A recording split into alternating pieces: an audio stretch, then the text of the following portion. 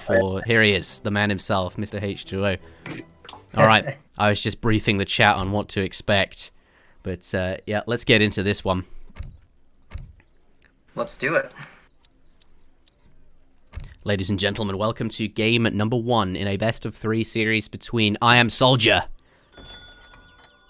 and indeed minimoult. Here's minimoult, playing as the Swedes. I did allude that perhaps he would play them. He's been playing a lot of Swedes. I think if we're going to see some top-tier Swedish gameplay, it will be from minimoult. So expect him to sort of know what he's doing.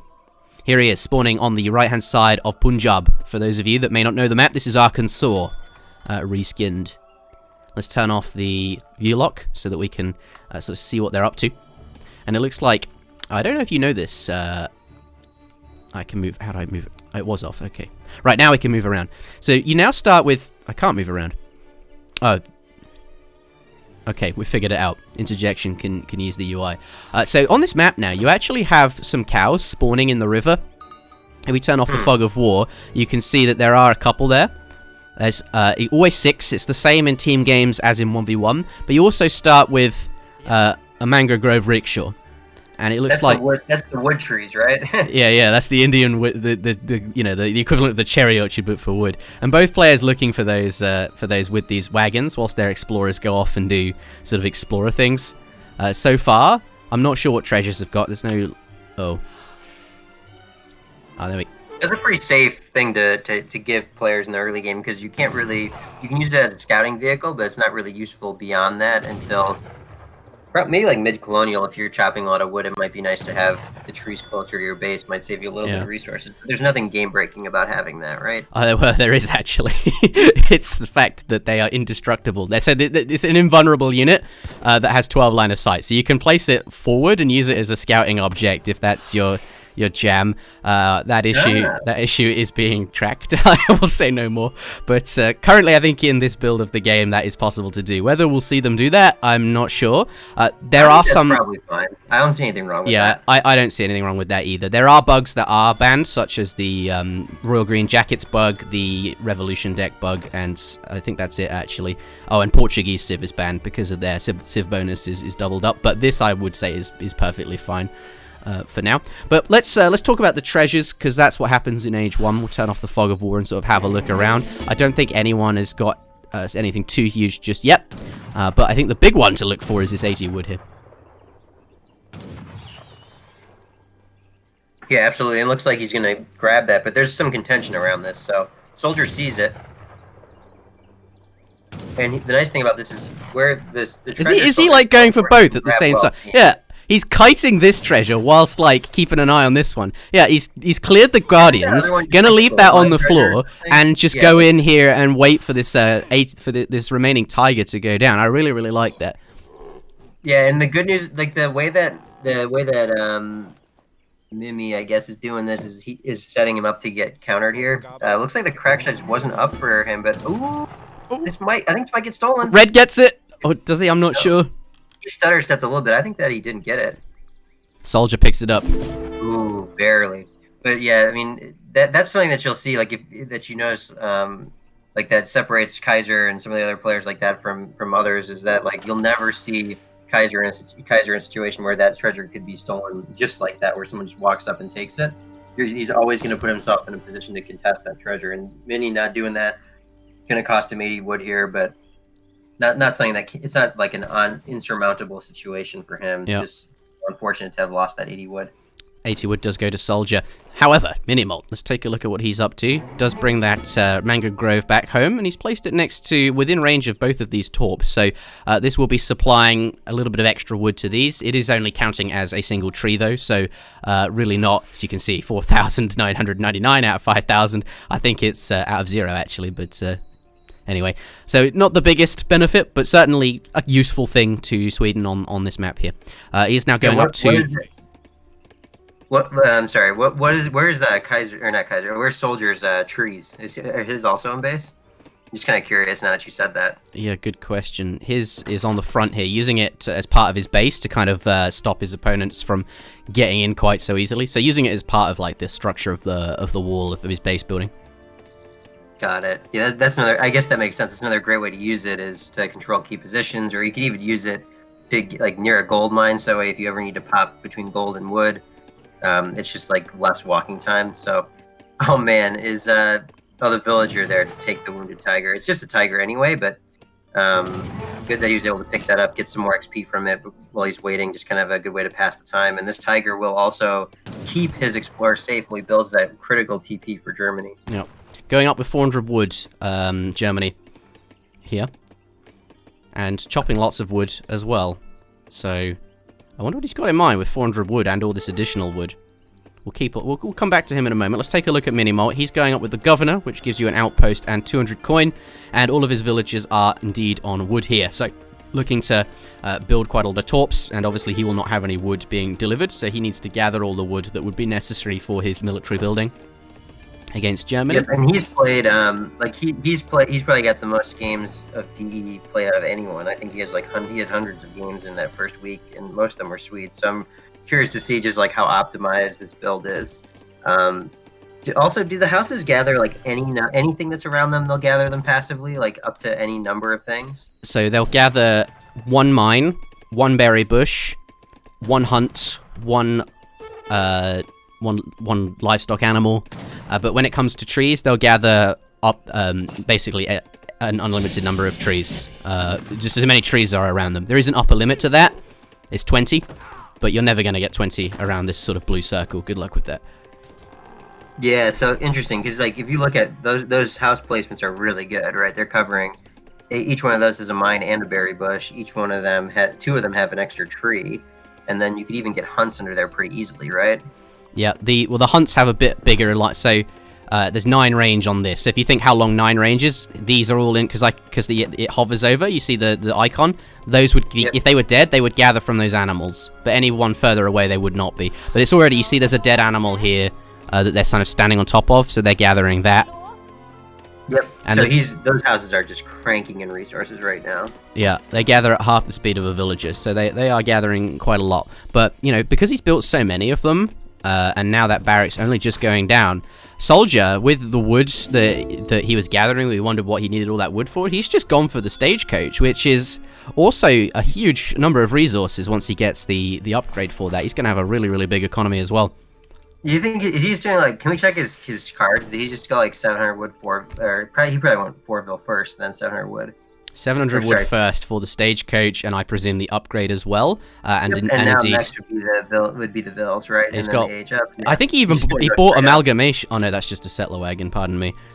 I wonder why that was so. It would be pretty awesome if he just kind of goes straight up off of 3 vills on this and just uses the stagecoach TPs for all the gold and. Takes that kind of a route where you just make no units and go straight FF, because a lot of times we see a lot of these like slower, more greedy builds from the Swedish players. Yep. Settler wagon's now on the way, and stagecoach just coming in. Yep, and let's see, that should probably all toggle to gold. He didn't. The route didn't give a whole big bonus. That looks like it depends on where the cart is. If the cart's almost done with the route, it'll just pop to the end. I see. Right, makes sense. There's no real way to time that either effectively. You just kind of take what you can get from that. Makes sense. In base of Sweden, he has, I believe, let's switch on over to minimoult and see what he's sent. Huh. He's going wood. Engelsberg Ironworks has been sent, and 700 wood, which he used to build lots of torps. So these torps are now gathering from the mines at plus 150% efficiency, which works out at a lot of coin per second. And now 2 barracks coming down, starting to train some units. These are the first units of the game, but both players being very, very greedy with their build orders here. Yeah, and these guys just have to immediately go for the TP line. I think what you do is you make like... It's funny that he's making two Raxes. Like, I think he should have maybe adapted here a little bit and just gone for 1 Rax and started to make 10 of these muskets or something like that. Push the line while aging. That's probably a reasonable play here. Germany should be up soon, I would imagine. Can we check or is he building what is Germany doing? Germany not aging, just sending now 4 settler wagons after 3 settler wagons after getting the route. So this is the most, I think, and it looks like he's training some Uhlans. Yeah, but Uhlans don't do well against these things, right? They're muskets, so why would you? If he can get into hand combat, they'll do okay. The Caroline, if you can block them from using that ranged attack, the cavalry do perform reasonably okay against them. Oh, really? So they don't have as good of multipliers in hand attack. Yeah, their hand attack has no cavalry damage. They actually just counter cavalry from range instead of melee. Huh, very interesting. It's just another nuance of this. This unit's a very complicated unit.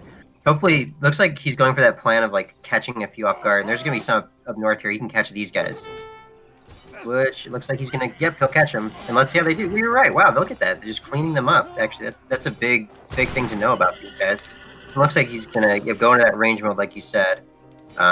Getting snared here is gonna. He's gonna have a really good exchange here. Get a couple more shots off. Yeah. Yeah. The current way the Caroline works here is that yeah, if you can get that snare, they're quite. Another batch coming out is going to take down a few. Look at that, 5 around this mine. Thing is though, these don't last forever. So he's got, and there's villagers on this mine as well.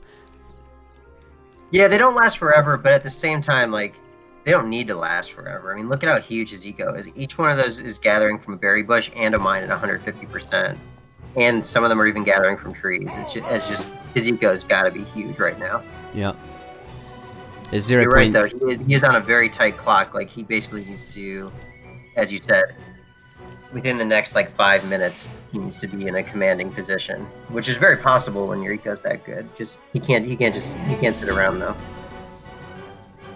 And meanwhile, he has also snuck 2 houses up here, which I don't know if Uhlans will just start sieging those or not. But the TP line's getting cleaned up, and yeah. Yep. Is SoldieR aging yet? SoldieR has now just started to age. He's got the age up fast option in queue, going up with the Exiled Prince, and I really like this. He's going to have that shipment available pretty much as he ages. But yeah, the trouble is, having stayed age 2 for so long and not really trained too many units, you know, he sent both the settler wagon shipments as well as 700 wood. He's not been able to produce enough military to protect the route here, and you can see the Carolines are just starting to sort of tear it down. So whilst he's going up... Yeah, there's so many of them now. Can he get a final pass? He will, yeah. This takes 2 volleys to clear. Well, maybe not. Very so close. Yeah, it's hard. I don't know all the units siege. I don't know these new units perfectly yet, but it seemed like the first throw wasn't enough damage. Oh. I thought there was a settler wagon that died that fast. It was just a regular settler. That made more sense. Yeah, just I think he's gonna have to use these cows here. Maybe he's going for he's gonna have a shipment ready, so maybe what he's gonna do is just send the Jaegers right off the top. Probably should cancel these for Uhlans though. Oh, that's nice. Now. That's really well done from SoldieR, sort of anticipating that the trade route would be constructed by minimoult. One Ulan coming off just to block that. But yeah, SoldieR there's also some super muskets coming. It looks like. Yeah, lots of muskets here. Skirmishers coming in. Will be his yeah, first I'm surprised he finished those Ulan. I was almost hoping to see Jaegers come, and it looks like he just got Vet Cav coming in soon, and these guys are just going. They're just running in straight for the kill. Incredibly aggressive, making sure that no shipment can really pop out. And look at, I think all these villas get blocked by these two, right? They don't even get in town center. Oh, there's 1, 2, 3. All of them died. That was a 7 villager swing, and now the town center's under threat. And I think this might be a very tough hold for SoldieR. There's not gonna be mercs coming. It's gonna be only 8 skirms. Skirms coming out. Ignore them. And Vet Ulan coming in with Minutemen. So this is as good as it's gonna get. And yeah, this is really what he's got. And hopefully, like you said, hopefully the hand attack guys can be stopped by these cav. I didn't realize the multipliers were so bad. And the Minutemen also can help soak, so these skirms really should be getting full volleys off. A couple settler wagons too, stoking some shots, but there's just so many of these muskets. Yeah, and more coming in as well, and they reinforce the battlefield very quickly because of their additional speed. There's so many of them. Yeah, this is probably over. All right. Yeah, they counter everything. I think the problem here was finishing those 4 Ulan and also making Ulan and just in general when he was going for that greed build. He really needed to actually just age up. He's got another shipment. He's going to start sending Jaegers, but it won't finish. So I think he's kind of out of this one. Yeah, those Jaegers are not going to arrive. I mean, they counter... So they counter cavalry from range, but it's only 1.5 times, which is much, much lower than, say, a musketeer in hand combat. The 20 damage, it does normal damage against a heavy infantry unit, and 0.8 against a skirmisher, so they are less effective against sort of skirmishers, and these two multipliers sort of multiply together so that it's normal against a musketeer here. But yeah, I think the big feature at the moment that looks very powerful is that speed. I think that is the one thing that's making this unit very, very good. Yeah, it's just kind of it's just in a spot where it's the only unit that you really need to build, you know, because it's fast in hand attack and counters one thing. That's in range, it's a whole nother unit. Even just the fact that it can be two different units based on which stance it's in is a huge advantage. Yeah. Right, like you don't actually have to round out your army, because all of a sudden, if you kind of split the stances, then you've got two units all of a sudden. Didn't that shipment got canceled? I can't believe he's still gonna keep going. He's trying to put an outpost out here. Maybe he thinks, these mines, yeah, one mine is out, and this mine here is it's only 500 left in there. But I don't think that's enough to keep him in the game. I'm sure he's stacking like 2,000 resources or aging right now too, right? While making 10 at a time. Yeah, he's stacking 2,000 resources while making 10 at a time. It's going to be pretty much impossible to come back from there. Yeah, I don't think SoldieR can win this one. But minimoult will no longer be able to play as the Sweden after this. This is game 1 in their series. Indeed. And this civilization will be disabled for him, since you can only win with each civ once. But there's the shipment coming around, and I imagine we'll see something like Jaegers. With that. I think he just holds it. He's gonna gather food and age up here. Oh, I see. Yeah, that works too. Or maybe you just keep making muskets. Either one works, right? SoldieR's Jaeger should be out in like 15 seconds or so, I think, if we switch back to his point of view. But he's only got 20 vills. Yeah, they're still working on coming.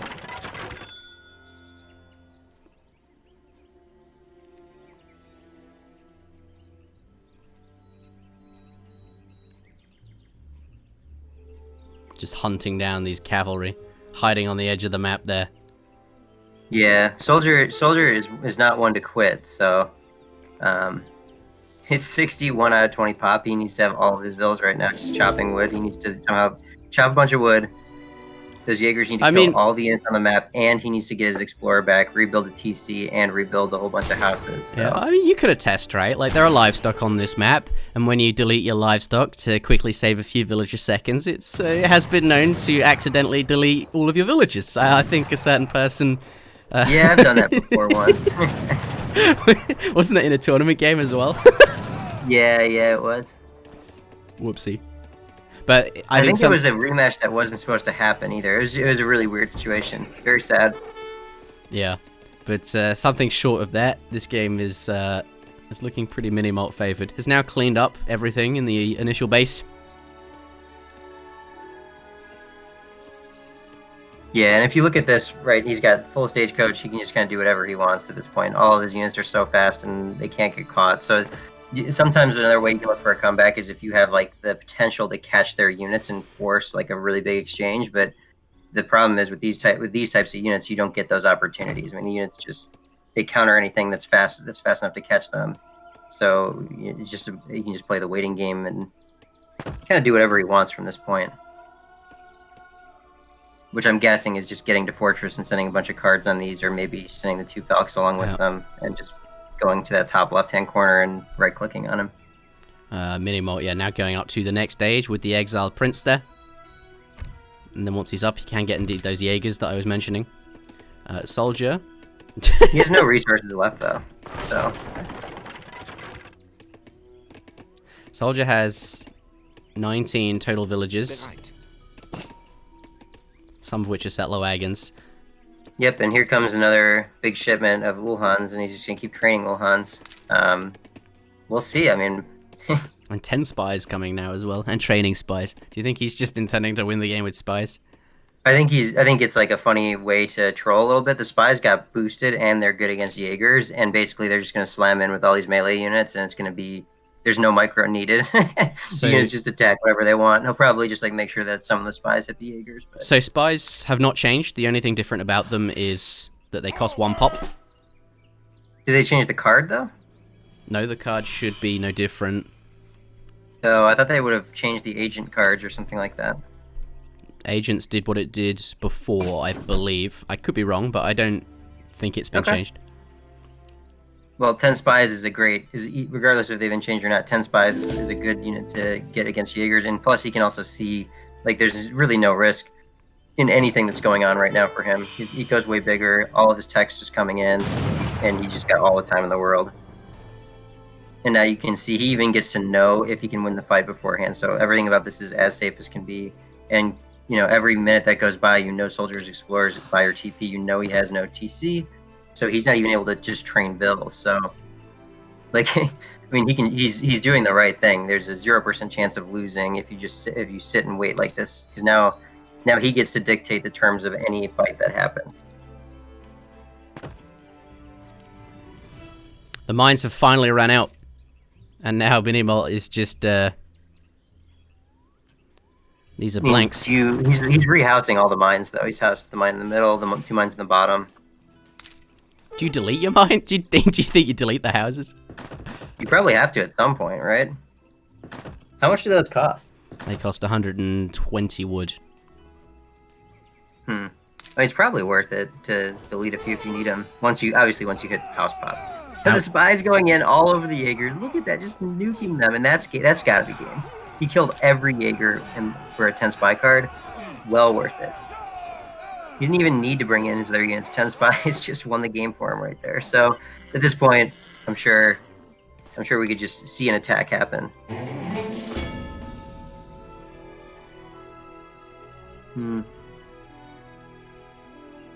Gosh, he's just playing so safe. Which is probably, again, the right thing to do, because you know once again that Soldier is not able to train villagers right now, so you know that every bit of time that goes by, you're able to, just continue to train villagers, continue to build a bigger population. Plus, he's also floating enough food and wood right now that he could probably have another 40 muskets out. So he's not really in any hurry in that regard. Yeah. And I think at this point, just to clear up some misinformation in the chat, the spies do not do any additional damage to mercenaries. They don't do any additional damage to heroes. They have the same attack and hit points as before. The only change is that they cost 1 population rather than 2, and they now no longer deal bonus damage to native warriors. But that was a feature that was, well, more likely a bug, I think, but certainly not very used. So, just clearing up that misinformation, the spies are no different to before, and nor are the cards. And that game there going to minimoult. I don't think we need to check the post-game. Let's just get on into game number 2 between minimoult and SoldieR. It is worth pointing out, minimoult's now won with Sweden, and he cannot play that anymore.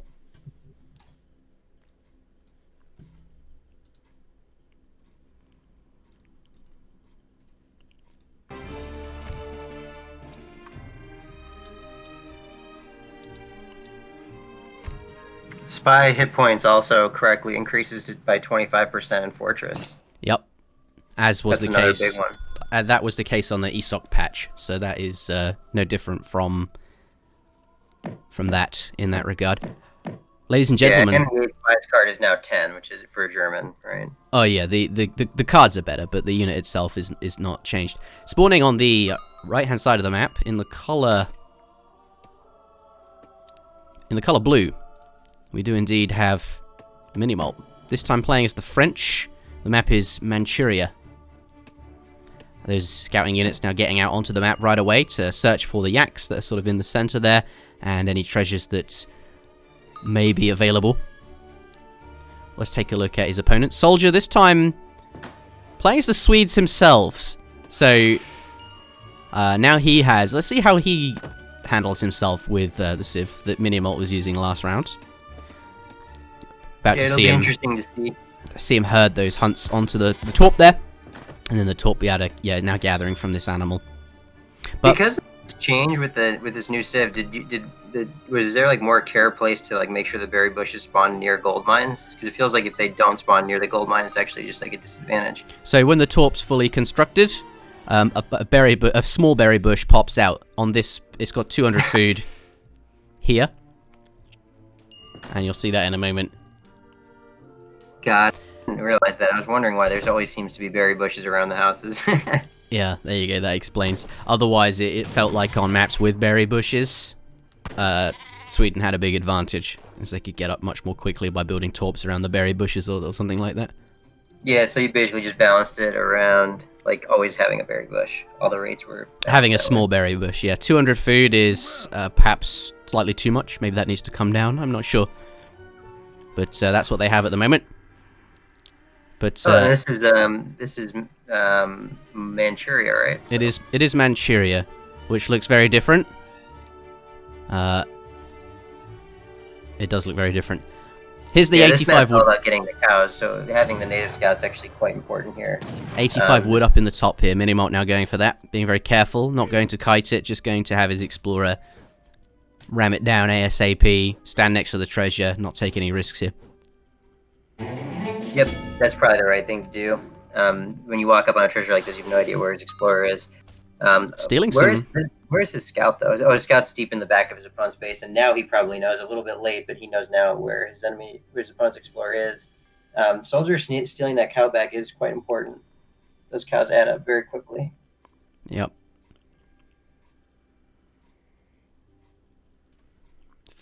Three villagers now on the way for the Swedish player. Pardon me. Yeah, that is the Swedish player. And minimoult has his 3 CDBs arriving just as well.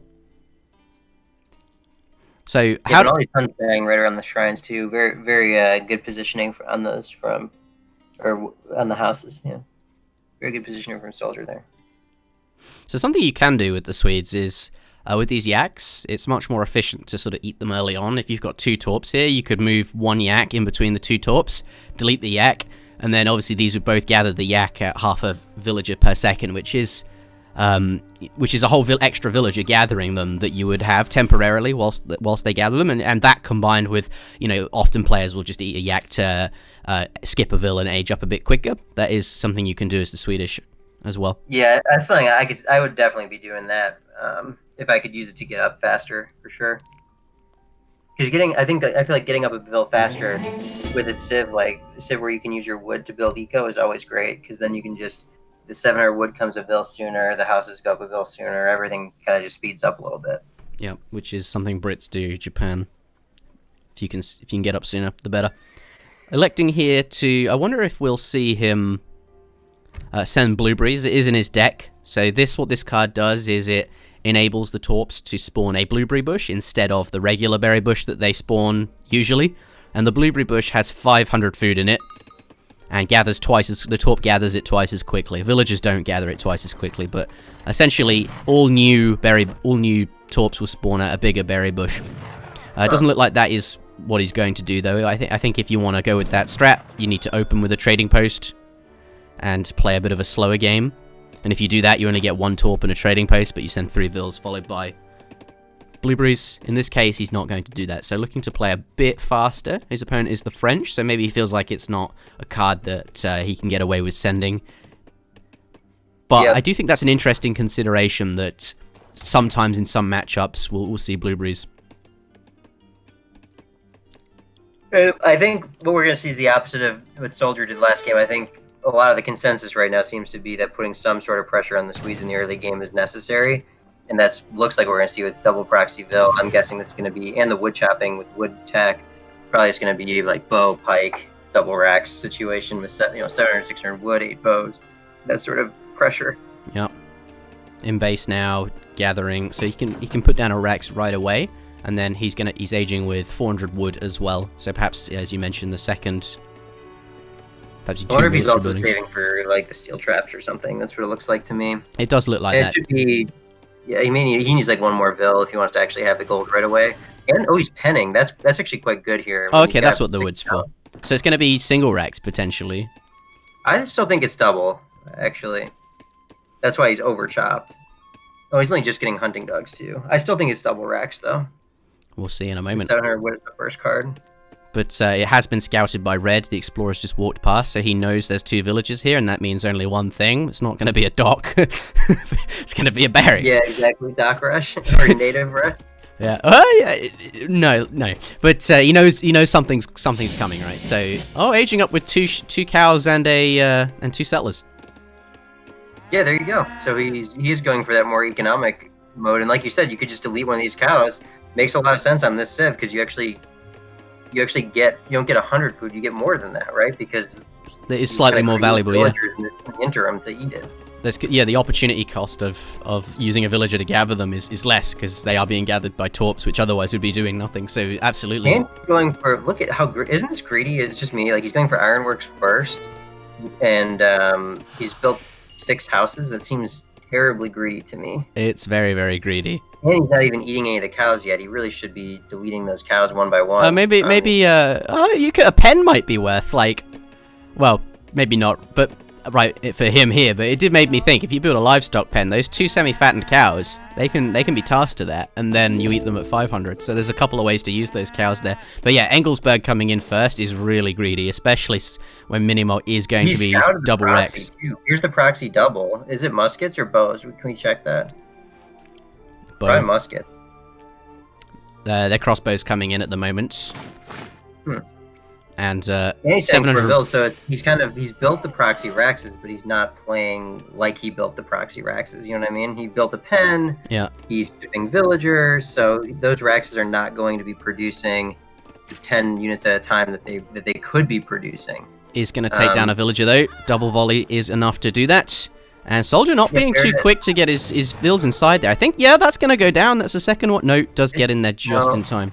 He should be fine, yeah. Yeah. There's a long reload animation on those. The problem is for SoldieR is that his hunts are kind of awkwardly positioned here in the front of his base. And he's only just now building a Rex. He may actually have to punch that Explorer or something. It seems kind of inconsequential, but being able to see that there's a Rex going up might prompt the bows to walk under. And that's exactly what we might see here. Yeah, a lot of bows and no pikes here. Just spamming pure bow. Off the back of that 700 wood shipment, he's able to get enough houses, and his villagers have hunting dogs and steel traps on them, or just hunting dogs actually. So we gotta go back though because the vills are all in one-shot range. We need to see how bad this damage is. They're all down the bottom there. I think he did manage to get them away. I think he killed I think he killed 1 or 2 vills. There's a couple on the houses that were 2 leather cannons coming in, so that's what he needs to hold this. But man, okay, now gonna eat those. So he's let them fatten up to 30 additional food. So I bet you his SoldieR doesn't know that those cows would be an additional gatherer by the torp. They are, yeah. One is just being gathered by that torp there. So the best place to eat them would be sort of probably like here, because then it's within range of 3 of them. Just walk, right. 2 leather cannons do come out. Big volley on the crossbows. Minutemen coming out as well. Explorer is able to snare, and the crossbowmen are focusing down that. The snare is keeping them there. They do get a volley of half damage on that leather cannon, but that's fine by me. I'd be happy to have my cannons taking volleys with the Minutemen out there too, and a full HP Explorer. There's no way he's going to be able to get out of this actually. And SoldieR is continuing to keep it. Good job dropping off the bows though. It looks like he is going to finally sneak away here. And Sweden just has a huge economy now all of a sudden. And look at the score. That, like you said, that leather cannon really turned things around, and now he's starting to get the muskets or the hand attack muskets out there to chase things down. Back to Minimoult. Minimoult. I love how he's pursuing this too. SoldieR recognizing just how dire the situation must be for France. Even if France gets out 10 more bows, I don't think that SoldieR even cares. Like I think he just wants to run these down. That's what he's going to do. He's just chasing in there, and these are not really kiteable because they're so fast. And once the first swing comes down, there's the first swing. Now he's got to try to split and kill those Minutemen. Yeah. Just trying to kite away from them, but SoldieR doing a good job of stopping that. I think that those crossbows come out and they did get another volley on that leather cannon, but losing quite a few units in return. Yeah, I don't think that SoldieR is too bothered by taking a volley of those cannons. He did let a couple bows survive in the back. That was unfortunate. I don't think he... Ooh, and then the treasure also got aggro on the cannons. That was another big concern in that position.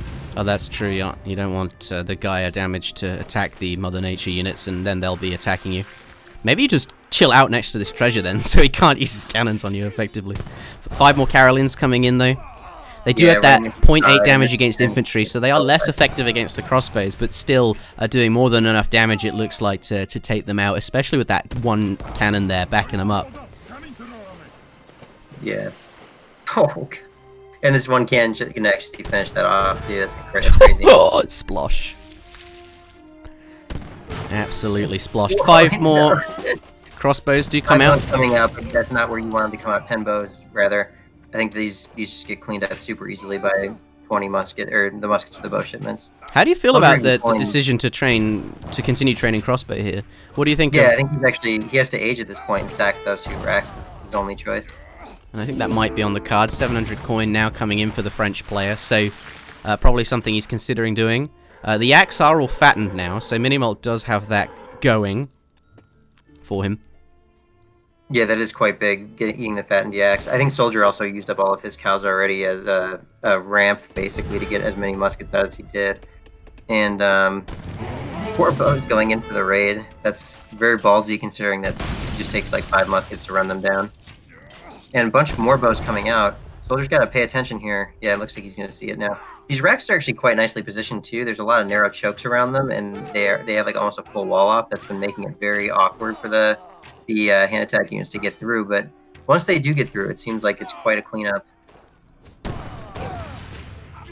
Yeah, and that leather cannon, even if these crossbowmen are effective, which it doesn't look like they're being able to be, that leather cannon's just going to do so much damage there.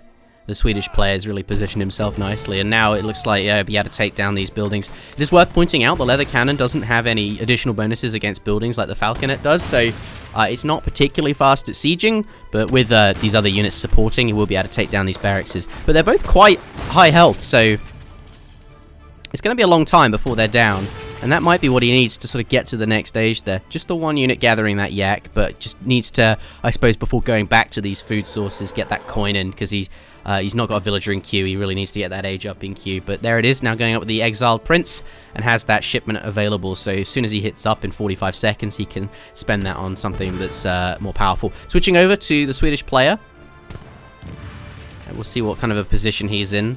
I think he's going to be quite pleased with the initial way the game went. Deflected that rush, even though he was playing as greedy as could be. Even aged up with 2 cows and 2 settlers and didn't even eat the cows for a while. He's managed to not be bothered too much by that rush. What do you think of minimoult's rush then? Was that more that minimoult perhaps could have been more aggressive? Maybe he didn't need that livestock pen so soon and we could have seen more units streaming in? Or is there something to do with that leather cannon shipment that made it easy to repel, or maybe a mixture of both? What are your thoughts? Yeah, I mean, I think he's in a fine spot. He's got all the gold in the world too. He could just macro on food here, but he's mixing in age up. But I think he's mixing in cav, which is another nice way of doing things. I've not yet seen how this will turn out when there's a couple of falconets on the field, but when the units just seem so faster, I think SoldieR's just going to try to get underneath his opponent's base as soon as possible here.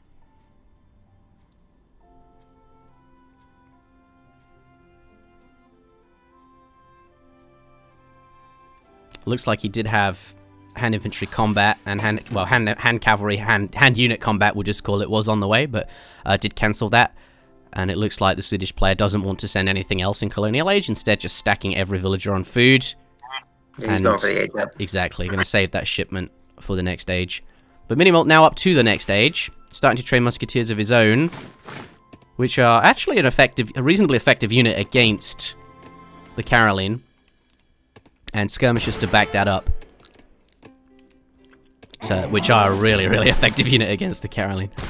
He had to rebuild these 2 barracks, which is obviously not ideal, but they are now up. At least he had time to do that. Does lose a couple of CDBs, and now Vetmus coming in with those 8 skirmishers there as well, and 7 skirmishers now coming as well behind that. Yep. Does he have any hunt left in the back of his base? I mean, that's going to be a big factor for him. Like if he has the time to gather food. Yeah, there's a hunt back there, so yeah, it's getting raided. There's actually a raid coming back in here too, 5 cav, but it looks like it's pulled back out. And he's got some hunts on this side here as well, where his sort of units are. Steel traps now coming in, and it looks like he's managed to, sort of, despite the early game, which didn't work out too well, he's now sort of up to Fortress H, which is kind of where he wants to be. France is going to be happy with that, and he's still got a couple of yaks left. But I think overall, minimoult's, compared to SoldieR, the economy is looking much, much better here. However, there is only 700 coin and 500 coin left in this mine. So once they are out, that is a portion of economy that sort of blips away for Sweden. So I think I'm not sure how important it is right now, but it's something you bear in mind. You might feel like you're not in the best spot against Sweden, but then all of a sudden their mines and their berries that spawn from the mines as well just sort of disappear, and then you can perhaps mount and stage your recovery because your economy is suddenly better than theirs. So they have these sort of ups and downs. As Sweden, you can ship more mines.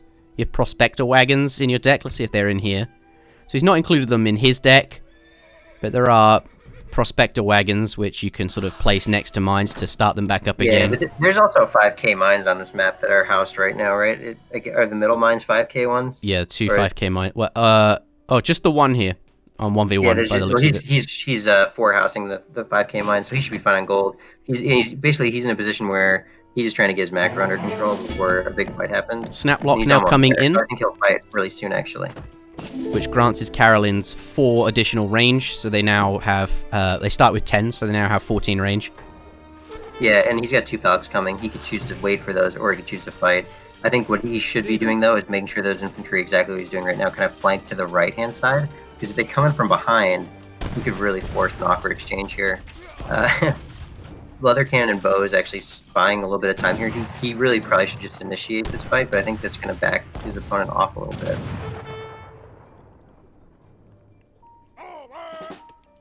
And I think, yeah, I mean, I really think there's a lot of flank potential here for SoldieR if he just keeps his military and just kind of goes for it. Right now, the Ville's getting threatened a little bit by this infantry mass. Yeah. This is actually like a game-changing amount of Villes if you're able to get away with it. But I don't think his opponent actually knows that there's that many Villes up there. I think he just knows that there's houses over here. Sweden, though, he is now ready to attack. The 2 Falconets have just arrived, and there's a batch of Carolines as well. Super hard here. Even if he kills all those Villes, I think the game's still over because of just the amount of units that would be left on this flank. And these Villes are actually serving as like the perfect bait right now because he's able to get what I was talking about, that behind flank. He's close to the edge of the map, so he can't really run very long. And here we go. I think SoldieR's just gonna have to initiate this fight and go for it. I mean, he's certainly, okay, cutting off a few reinforcements there, but those units are kind of locked in. The blue units aren't really going anywhere. So he lost a lot of Villes. He's taking a huge volley there, too. He's going to try to get away now. He knows the 2 Falcons are there. Where, Carolines? Yeah. Where are you going, Carolines? You gotta stop them. You lost a lot of Villes. You gotta make this happen here. Charging in with the speedy units. And it looks like we'll see a fight here. Yep, can we zoom out? We want to see where the Falcons are. How soon are they going to fire? Here we go. Falcons unloading right now. They're going for the deep volley. Yep, this is going to be a huge volley. At this point, there's no point even trying to kite, and yeah, we're just going to see a whole bunch of units here getting cleaned up, and then at this point, you know, this is where SoldieR needs to counter push because he did just lose 9 or 10 villagers. We'll see like how quickly he's able to mount the counter offensive here, but he's in a commanding lead. Yep, and that's the end of the game there. So many units. Ladies and gentlemen, the score is now 1-1. Both players have won with Sweden. Yep, and we're on to the final game. And we are moving on to the final game. Yeah, people don't like the zoom. I'm just trying to make use of it. Like when you zoom in on the units now in H3D, everything looks like the units just are so much more detailed and everything looks fantastic. So trying to show that off a bit. And I'm making use of the zoom where you're not missing out on anything, hopefully. But yeah, let's head on out into the next game. And we will get game number 3 in any moment now. So both players are used Sweden, and that means they can't use it anymore. I'm hoping we see some new politician action. I want to, or perhaps even revolutions. What I would like to see is a strategy using some of the new content for the existing civilizations, whether that's perhaps, you know, the grenade launchers or politicians, revolutions, that kind of thing. Very excited. Yeah, that would be awesome. I would too. I think it's almost too early. Like people haven't had time to figure those things out yet, right? So there's a little bit more of like the strategies are still not very developed, which you can kind of tell, right? We're seeing people trying to figure out how to beat some of the Sweden builds and stuff. I think eventually we'll start to find those revolution strategies and things. Yeah. I'm going to leave this paused whilst I go to the bathroom real quick. But H2O will tell you what's up. We got British, and the other player is Germans. So maybe you can explain the matchup a little bit. I'll leave that with you. I'll be right back. Sounds good. Yeah. So British versus Germans. It's a classic matchup. Germans a lot of times are trying to do like a little bit of cav raiding, or maybe a small, like if you go for like a forward tower, you can do a little bit of bow pike type of harassment in the early game. But oftentimes as Germany, you're just trying to get up to H3, where you can really use those 9 Ulhan, 8 skirms with 3 Ulhan shipments to like kind of swing the game in your favor. And on the other hand, the British player is usually going for some sort of musket hussar type of composition. They may mix some longbows or a few other units depending on like if there is that colonial pressure from Germany, but they're more playing again that like use their economic advantage and try to get to the fortress stage a little bit later on. And then once they get there, musket hussars are traditionally quite difficult for Germany to deal with because they don't have as easy of access to cannons, and their hand cav also tends to be a little bit more fragile. So having Hussar versus Ulhan is usually better for Hussars at this point, and muskets obviously have a nice unit for kind of blending damage across all the units. So you end up usually seeing, like I said, I think it's probably Germany trying to get the fortress and using that early fortress advantage to cement a lead. I'm not sure what the map is. Let me check. The map. The map is a map I don't know. So they've renamed a lot of the maps. What does this even look like? Maybe Arkansas? I'm not sure. But if there's water at play... Oh, there's water in the bottom corner. Maybe this is... I don't know. But having water in the bottom of the map is another option for British, is just to play more at the walls and play more on the defensive side and just kind of use water as a way of booming as well. But yeah, British with the houses tend to boom a little bit better than on the water, so we'll probably see a lot. Well, we probably won't see water, to be honest with you, but it is definitely an option if things get tough. Yeah, the current score is 1-1. There's one more game in this series, and then we would be going into... There's still actually 3 more series left to go. So we're about... After this, we'll be closing in on the halfway mark, but there's still a lot of games left to stream.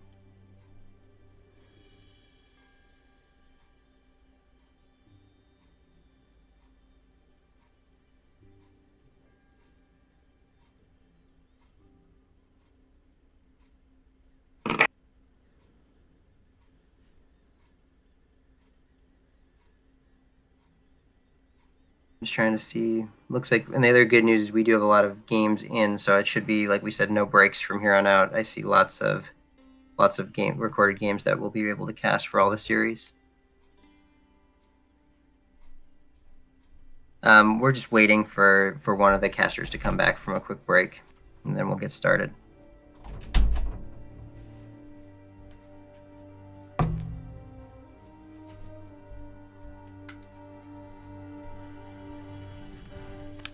All right, I'm back. What's going on? Not much, I presume. Yeah, no, not too much. I just talked through like what typically happens in the matchup and what we have left for the rest of the day. So, all right, let's get into this. Ladies and gentlemen, spawning on the left-hand side of the map in the color blue, we do indeed have the British. Spawning with 300 wood and 300 food. That's how it always is now.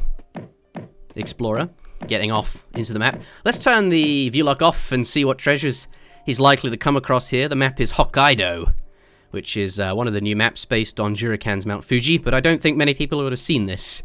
Or if they have, it looks very different. I was trying to figure out what map it was. And what map did you think it was?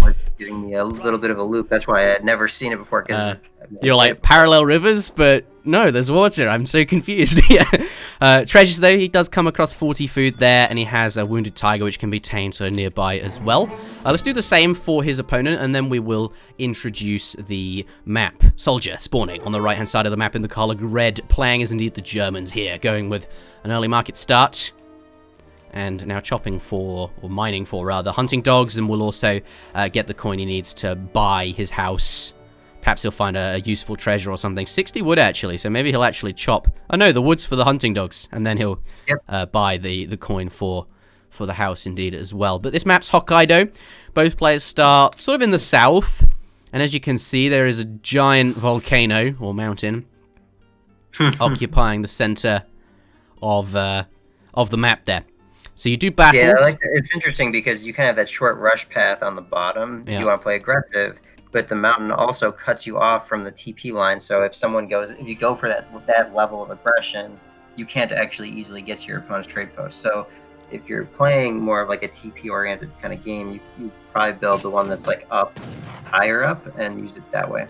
Yeah. And that's a new treasure too. 70 food from 4 monkeys. Yeah, bok choy worth, or bak choy worth 70 food. So this uses, I believe, the Honshu treasure set, which Honshu is just a map that very, very rarely got played, just because it was, there was very, very few hunts. It was heavily, heavily naval. Very, very unusual map for competitive play, and really favored, I guess, some civs more than others. So it wasn't something we saw in tournaments too much, simply because of that.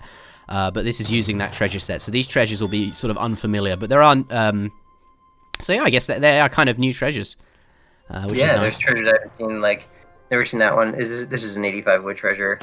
Yeah, what is this? Yeah, it's taken so long to kill that one treasure.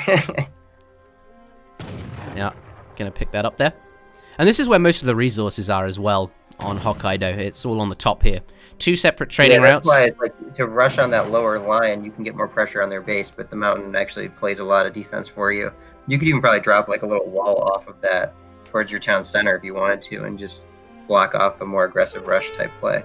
Yeah, something to point out is this hunt in the middle here cannot be herded, and that was a balanced consideration, so that if you can't sort of bring that back to your base, it has to sort of stay in the middle of the map there. But all of the other hunts are ones that can be shot towards your town if you desire. But SoldieR picking up the bak choy, worth 70 food. There it is. 3 settlers now coming in for him as well. He got perfect macro, got that house up. That 10 wood is just the 10. He got 60 wood earlier, so got 100 wood that he bought from the market with the coin he was gathering, and then yep, no wasted there. He's going to be up on time, on point. Yeah, if it looks like he can probably get up to 17ville. I'm honestly quite bad at judging that.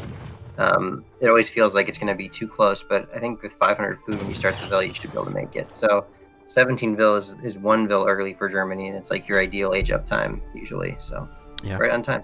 Get up ASAP, start getting those powerful treasures out, that kind of thing. But yeah, I wasn't here for you to talk through the matchup, but I am familiar with it. I'm interested to see though if it will be played differently. But yeah, let's go over to SoldieR. He's now got the food he needs to click up, and we'll be doing so as soon as that villager is completed. A few villagers staying on food. No, they are now switching over to wood. Okay, everyone's switching over to wood. I thought perhaps he might get just enough food for the gang saw upgrade, but yeah, now switching over, presumably to get a trading post. Yep, and it's often not worth it to get gang saw. It's kind of trivial either way, but you're not really chopping that much wood as Germany, so yeah, you don't really need gang saw. Especially in the early game, right? You send wood shipments, that kind of thing. The only wood chopping you're doing is that during transition, and by the upgrade comes in, you're kind of done chopping anyway, so to get that upgrade a bit later on in the game. Minimoult, though, being very diligent, getting 80 food, and he is also aging up, going up with the governor. So 400 wood from the red player, and an outpost and 200 coin from the blue player down here. Yeah, and that's what we're talking about. Like, if you often go for the tower because if Germany does decide to do any early colonial pressure, the tower kind of helps mitigate that risk. So, interesting to see SoldieR actually building on the other side of the TP line, his TP, which also denies Brit the ability to go stagecoach, but Brit doesn't usually do that. So, I think either one of those top TPs is probably fine to take, or maybe even both of the top TPs, honestly, because you probably don't want to get stagecoach here. Either that, or maybe he's going to go for like the 3 TPs where you get like stagecoach on 2 of them, and one of them just kind of stays behind on XP. Yeah, either way, a trading post is still going to be some early XP, and is what he wanted early on. And Germany, as you probably mentioned, is a civ that generally likes to get to the fortress age at some point. Once they can do so safely, that's where they're going to be really powerful. That's where their civ bonus is also strongest, because not only do you get the benefit of those powerful shipments, but also 3 Olans rather than 2. So something we'll be definitely looking to see from him. On the other hand, British, chopping lots of wood. He did get gang saw. They're now gathering at 0.55 wood per second there, as you can see on the UI. And only now a couple of villagers moving over to coin. So it looks like he's going to chop for this last manor. And now I think the wood that he's gathering will go towards getting his military production building. He wants to have 200 as soon as he hits up. And then he'll gather a further 125 wood to get steel traps at the market there. But let's keep an eye on that outpost and sort of see where it goes. and what his first shipment will be as well. Looks like it's going to be placed. Forward racks? Yeah, forward He's racks. going for the aggression. Forward racks, and a forward outpost. It kind of makes sense too, right? Because what this does is it actually cuts off this entire choke for raids as well. So he actually can basically just have this military set up here, and then rally his units back into his base too if he's playing defensively, and then that way the cav has to run all the way around in order to execute any raids, and that obviously buys him a ton of time, and this also really constricts the map, so he's not going to be flanked from so many different angles in the early game. Yep, barracks coming out from SoldieR here. Often we see a stable to get some Uhlans to do some sort of early raiding, particularly against Brit, but here going to open with some crossbowmen. Yep, looks like 5 bows is his opening play. I mean, the other thing we could see too is, potentially, like we're seeing now, the crates come in, and then you skip the 6 vills and you just kind of start sending military shipments after this, once you get your units flowing out. A pirate map showing the location of all treasures, which will only get him this treasure. He'll be able to find the tiger, though, for later. Yeah, and he does get some XP from killing the macaques as well, I guess. You might as well if you've got nothing else to do there. Shipment now available, and yeah, I think this is the where we really get to see it into his decision making. Is he going to commit to those villages? A really, really powerful 3 settler wagon shipment. Yeah, he is. Okay, so he's going for the villagers. So going to stage to a bit. I don't think he's just going to do like a 10 bow semi or something in case, because that's the other funny thing about this matchup is that although Brit tends to be more on the defensive side, they can also do something like this where they're putting some pressure on with a better economy in the early game, and again, it's all on the shipments really from Germany to control the game. So hopefully, if you're SoldieR right now, what you want to see is you want to see him get a little bit more aggressive than this. You wanted to kind of see those muskets come in so you could maybe pick one off early. But nice retreat there, sensing or seeing the bows and knowing he doesn't want to engage yet. And SoldieR, because that tower's there, SoldieR can't really comfortably go check and see the stable coming out. Let's see what these Uhlans will get done. What's going on down there, actually? Just looks like he did poke in, actually. Explorer being shot at. Coin gets shipped to the outpost. So he did. It's good that he did that. Now he sees the stable coming and he knows how careful he has to be. No villagers killed here. Yeah, really good positioning of all of his buildings. Like the market in particular is really well placed to, again, cut off those angles of raids. 5 pikemen. Oh, pardon me. Yeah, this could actually get really awkward for SoldieR if he doesn't find, like he's kind of got to get a 700 gold rolling here and get up real soon. But cav is just really hard to stop. Yeah, gathering lots of wood, so not going to be aging anytime soon. Continuing to get another batch of pikemen out. He's got to make 5 more pikes here because he doesn't have enough XP per shipment. Yeah, and he saw the stable, right? Yep. And here, so this should picks up probably 2 muskets there. The muskets not really... They going down to expo volleys. Yeah, that's what you need. That's what you need if you're SoldieR right now. Is you need to have a couple of these good pokes before any sort of like commitment comes. And he's going with the 9 bow timing. He's over popped, so this kind of is yeah, he's changing his mind. Is he going for? He's queuing it up now, I guess. He cancelled it and then queued it up again by the looks of it. Yeah. Maybe he was just trying to time it a little bit better so that way it comes out when he wants it to. But he's gonna have to build 2 houses here, and you have to market sell 2. He needs to market sell very quickly here, and actually, he really wants to force this fight to happen. Yeah, gonna retreat by the get the bows into the tree line there where they're a bit more protected. Hot, and yeah, just trying to. You really want to act like you're afraid here, so that way he feels more comfortable pushing you, because you are gonna get that shipment out. And that's going to be a big surprise. And he's got the coin for Minutemen as well. So if he can like bait him under the TC, that's going to be a big timing there. The question is though, is minimoult? Minimal's very experienced. I'm not sure if he'll actually want to go under the TC here, especially when he can sort of try and bait you forward and get some siege damage on those buildings. But this base is quite well constructed. That if he wants to siege the market or the barracks, he does have to come in a bit further. 8 bows do pop, and SoldieR runs. He's like, oh, well, 9 bows, so that means I have infinite time again because now he's go back. He's not going to age for at least another like 2 minutes, right? He needs 700 gold necessary to age, and all the Brit players trying to do is not actually. He's actually trying to fight. He's just trying to force the opponent to stay in colonial longer and longer, because those shipments are non-linear. The longer it takes him to get fortress, and the more cards he sends in colonial, the less powerful his fortress age play will be. Yep. By seeing the bows, he knows he's delayed the 700 coin shipment, he's delayed the age up, and as you're saying, that has all these knock-on effects. And also, now that he's seen it, he just doesn't want to attack. Yeah, he knows that his opponent's spiked in power right now. Exactly. Looks like there's a little blob of, is that pikes or Ulhans going up north? But this house is under, he's just going to pressure this house. A couple of Uhlans, a couple of Hussars do scout the army, and they're not going to be attacked there. But yeah, coming in. This is actually Under really, the really TC. good for SoldieR. This is what SoldieR wanted to see happen, was this overcommitment. The Minutemen have come out now, and this puts the Cav into a really tough spot. Some of the pikes will be able to get in there too, obviously, in cover mode.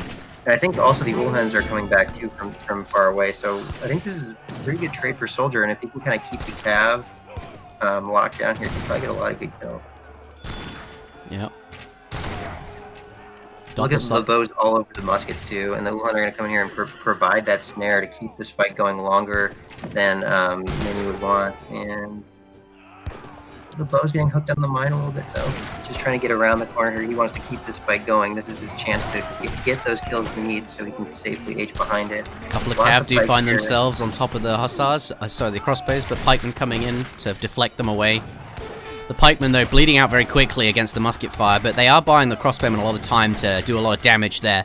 Trouble is, though, once those pikes are gone, there'll be nothing to prevent those Hussars from absolutely cleaning up those crossbows. And that looks like what might happen with a big batch of 5 Hussars. But thankfully for SoldieR, he did send 3 Doppelsodners, which is going to reinforce his hand infantry count. Also comes with 2 Uhlans. And I think that's sufficient anti-cavalry to handle. And those crossbowmen will be fine. Do quite well against the muskets too. Look at him getting in there in the muskets even a little bit.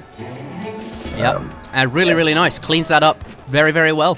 And now he's in a, he's in no threat at all. He could probably now age as he pleases if he remacros to do that, and he can get up to the next stage. Although part of me wonders if he identifies that, he's in quite a good spot. Maybe you just keep making units here. He's got 5 more pikes in queue. He's not really anywhere near aging. Yeah, it looks like he just wants to. What you do is you actually build 5 more pikes only, and then you age up actually behind this. Minimoult mismacroed as well. No food income at the moment. A lot of units on coin. Mismacroed, or he has no hunts. Like the next hunts on this map are actually up north, and you can see he's transitioning everything he's got. So this is basically a huge window for SoldieR. Having no units when you have no resources to reproduce, he can just kind of, like we said, he can actually just make no additional units from this position and siege down everything that's here and start to push while aging. So he's kind of got everything going his way right now after a great fight. Yeah, and I think here you destroy these 2 manors as well. I mean, they grant 81 kill XP now, which is up from the the older version of the game. So British manors are definitely something you should consider killing just to get that short-term bonus, especially in something like a 1v1. He has now got... Minimoult does now have villagers back on food, but his military production buildings have gone down. Building a barracks forward here, I'm not sure if that is the best position for it either, since these units are going to be very quickly done with what's here. Perhaps they'll kill this barracks too. Maybe perhaps behind would be safer. But SoldieR, finds him in a good spot. I think he should be macroing to age right now, and I'm guessing as well we'll also see a little bit of cav coming out. Those 5 muskets getting... So every vill on food definitely looks like he's looking to age there. He's got 500 coin, and the 700 coin coming will be what he needs to get up to the next stage. Oh, what's going up to the very, very top? Are those vills going to hunt up there? 2 pikes and... Yeah, because he's also going to clear out the hunts. I think this is exactly the way to do it. He's get a couple Uhlans that come from shipments that he can use to disrupt this. These vills up here have no way to stop that raid. As silly as it looks, it is a highly impactful raid that's coming in there. The Rax isn't near. He has no muskets. He has no cav, no stable. So if these guys do happen to stumble into these villagers hunting, he can do a lot of damage. Yeah, and they're full HP as well, so it's not even like he can hammer them down with the melee attack of the villagers. Although, Minimoult does have his own raid here, but 3 musks are not really as threatening as those super high damage cavalry. Look at that, coming around the bottom as well, really scoping it out. Although... Yeah, he's checking everything. Yeah. Come on, meanwhile, that last house does go down. A few muskets coming in to shoot at the pikes, but he's done the damage he needs. Now getting back out of there. 700 coin also on the floor, being gathered up by that settler wagon, and he will be aging any moment now. He catch a raid now. He's caught it. It's a different raid than I would have expected, but as you can see, this is actually well packed. He actually can punch his way out of this. There we go. SoldieR microing it perfectly. They're catching it a little bit later, but that's the kind of thing you have to do in this situation. You have to keep these cav at high HP to do as much damage as possible. Yeah, he will clean up the raid, but he's lost a couple of villagers doing it there. That is And for he's sure. lost a lot of time. More important, even almost more importantly than losing the villagers, there's now 6 villagers that can't gather anymore. And the goal is really just to stop the food production, less so than it is to kill vills. Yep, musketeers coming in and do clear that up, but I think adequate damage was done. Yep, and at this point too, he can just kind of send all of his bows over to the left, knowing that if he wants to, it's kind of up to him. He can either use them to defend or he can push. But you know, when he gets to Fortress Age, he'll be able to start getting out those really powerful units. So. Yep. However, SoldieR has 1,800 food here and not very much coin. He is aging, like he will be up to the next age, and he's going up with the Exiled Prince there. But yeah, that's a lot of food. He should have enough gold. He should have enough. He has enough gold to queue 1 unit at each facility, and from there he can kind of just mine, sort it back out. Gold. That's right, and that's what he's doing now. These villagers returning over to the mine. Let's switch on back to minimoult here. Looks like he's also trying to age. He's macro to produce another 5 units from this and still be on time to age. And the rest of his muskets are sort of pushing forward onto the top of the map there. They're going to be able to... Yeah, SoldieR really needs to deny that hunt up there. I mean, if you think about it, if he had kind of pushed his army advantage a little bit further up to the north after killing the middle base, that would have been kind of the play here, was just to deny the hunts. And he's starting to cause some havoc with a few Ulhuns at a time, but he'll get the veteran tech soon and get a bigger raid potential. And here we start to see it, right? I think he'll start to push on this line up top now. He's just kind of naturally being guided to come up here, and the hunt has also kind of pushed itself over into a more visible spot. So, being very, very pesky. Aren't there vills in the top left-hand corner of the map also gathering, like just jammed in the corner on the edge of the map? Yeah, those are very difficult to see. Yeah, they sort of gets darker towards the edge of the map there. Yeah. So let's keep an eye on SoldieR's military then. Like, what does he have coming soon? Because Brit's not going to be up for ages here, and it looks like he's just macroing to age up, go straight up to industrial, and perhaps we will see some of the new revolts.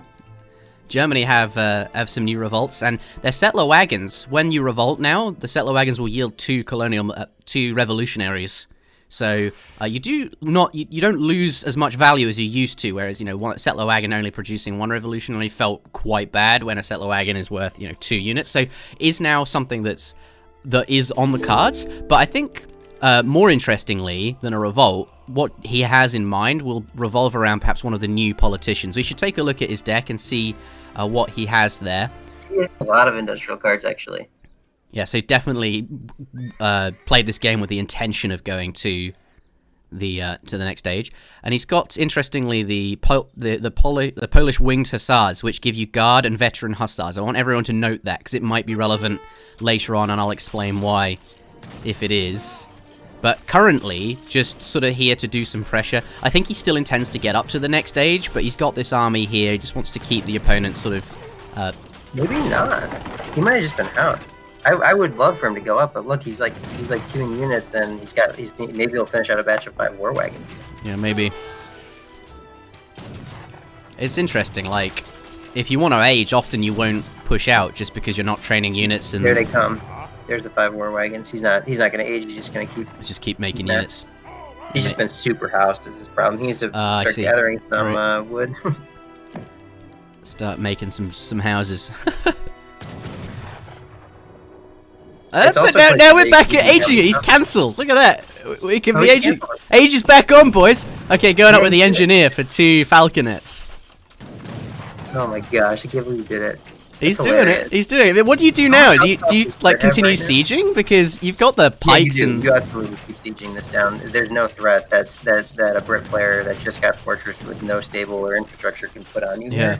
I think they just want to keep these houses and get a bunch of XP for your shipments. For anyone watching, I'm going to say in this particular circumstance, yes, this does seem like the right thing to do, and SoldieR knows what he's doing. He's a very experienced player. But for anyone watching that may be sort of new to Age 3 or looking to play it a bit more competitively now, there's lots of players to play against in ranked.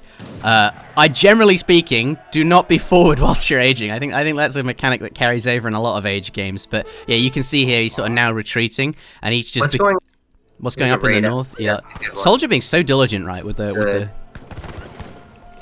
Yeah, that's exactly the type of raid he needed. I mean, you can't let the Brit player gather food up here, and it was kind of a shame that SoldieR passed by these hunts without clearing them first. That's something you should do always in Age of Empires. If you're working your way across the map, you kind of need to clear things, so that way you know because once you've cleared out those hunts and checked them, you know that he's not gathering there, so you can really start to cut back on the number of options your opponent has.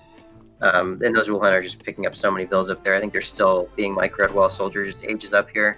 And I wonder what he's going to go for. He's got a ton of gold. Does he have like a saloon or something? Or there's like ridiculous marks? Like what is the situation?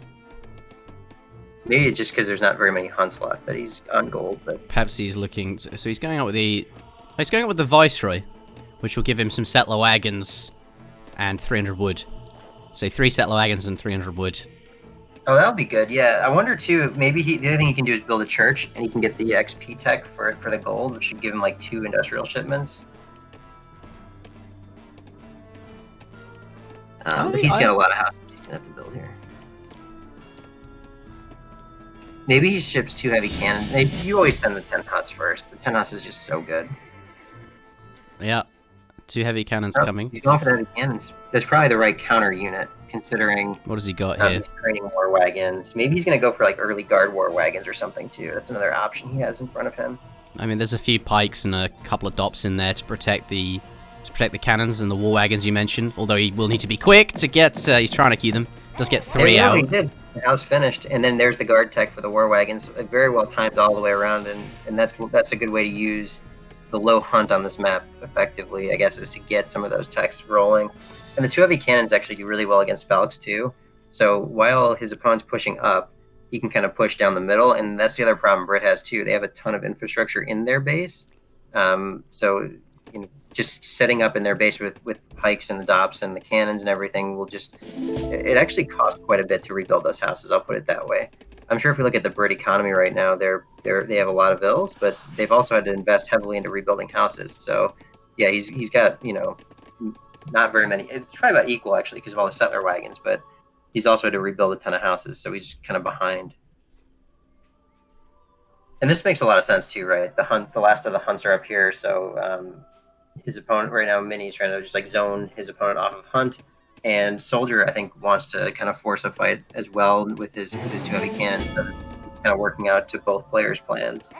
Starting to add in some fishing boats here as well. Here to try to hit a mine or something. It looks like run out of food on the map, so Minimoult's only got these berries left. He's got a lot of wood in his base though, so starting to gather some fish. Has 3 docks there, and adding in a few fishing boats. But this is where the combat is about to happen. And we have the war wagons creeping forward. He's got the crossbows and indeed the skirmishers as well. Yeah, manages to take it down. The heavy cannons just in the back there. Is he going to take down that other Falc? All the hand infantry just following it down. He's going to pull back, not committing fully to it. Heavy cannons set up. Big volley coming in, blasting the longbowman. Lots of +10s there. Trying to keep that Falc alive, but I think those heavy cannons are going to get a shot on once they reload. Yeah, does take that out. Some reinforcing musketeers. Does manage to get that batch. Right now with no food and no stable, he's just fully committed to the fish boom and trying to flee here. But he's going to run to those villas. Do you think he's going to stop and shoot those, or do you think you have to outright flee here? Yeah, I mean you can't handle those. You can't handle those cannons, can you? Like those heavies are so powerful. You just have to get back here. Like to deal with those, he's going to have to build an artillery foundry. He's going to have to make some culverins. Yeah, I think SoldieR could have ran his villas actually towards the top of the map just to force his opponent to pull up for those, but he's got a lot of economy damage done here. Yeah. And one thing cannons are not good at is chasing units, but wow, what a great spot to unpack in. Ouch. That is a big blast. And yeah, just trying to kill off those snaring units so that you can get away, but there's going to be another volley. Oh, so many going down like Skittles. They're getting another, this is going to be another huge volley because those units another one! Again. Big boom. And even the +10s we didn't see, all of his units have lost over half their HP from the splash as well. And at this point, at SoldieR, you're just kind of like, well, I mean, I lost some bills, but I can ship factories, which you can't yet. So I'm going to go ahead and just build those factories right now. Yep. And that's exactly what he's doing. First factory comes out. And at this point, SoldieR just needs to clamp down. Like he needs to just, like we talked about, clear out the map and basically take the fight right underneath the town center because his opponent has no way to answer 2 heavy cannons right now.